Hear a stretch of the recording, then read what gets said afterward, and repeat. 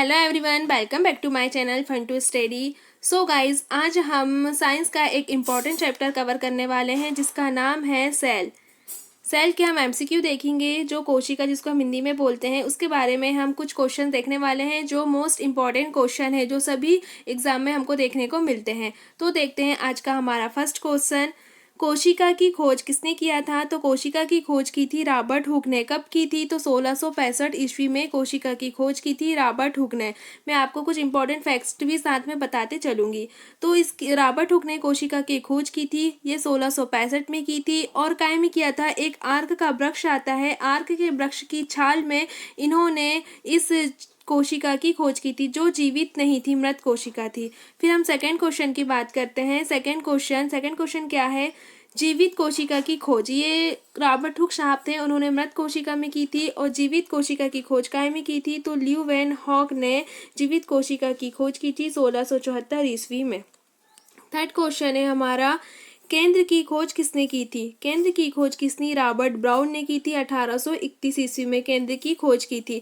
देखो, ये जो कोशिका होती है, कोशिका में जो केंद्रक पाया जाता है, ये केंद्रक है, ये कोशिका पूरी होती है, इसमें जो केंद्रक पाया जाता है, इसकी खोज की थी रॉबर्ट ब्राउन ने। फिर हमारा फोर्थ क्वेश्चन है। फोर्थ क्वेश्चन क्या है? जीवद्रव्य नामकरण। जीवद्रव्य का जो नामकरण है वो किसने किया था? पुरकिंजे ने किया था जीवद्रव्य का नामकरण।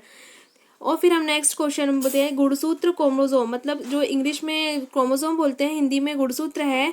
तो इसकी खोज किसने की थी? तो इसकी खोज की थी डब्ल्यू वॉल्डेयर ने।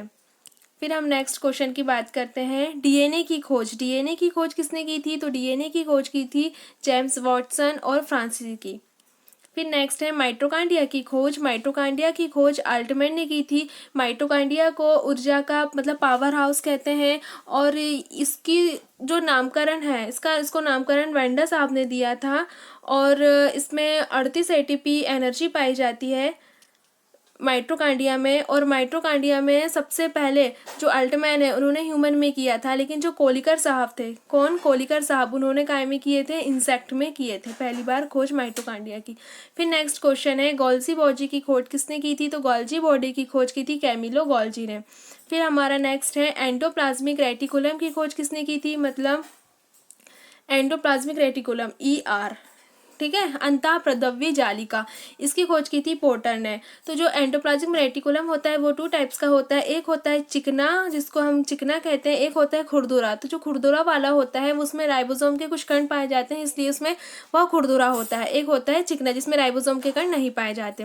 फिर हमारा नेक्स्ट क्वेश्चन है लाइसोसोम की खोज किसने की थी? तो लाइसोसोम की जो खोज है वो डी डुबे ने की थी।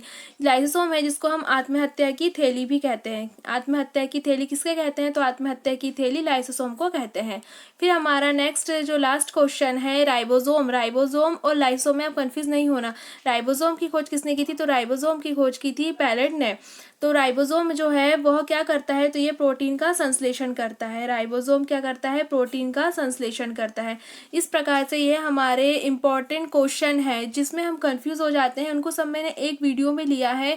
जो कोशिका है, कोशिका के अंदर जितने भी कोशिकांग पाए जाते हैं, उन कोशिकांग की खोज किसने की थी, वो सारे क्वेश्चन इसमें मेंशन है। सो गाइज, अगर आपको मेरा वीडियो पसंद आया है तो लाइक कीजिए, शेयर कीजिए और मेरे चैनल को सब्सक्राइब कीजिए, ताकि नेक्स्ट वीडियो में आप तक बहुत जल्दी लेके आ सकूँ। So guys, thank you so much.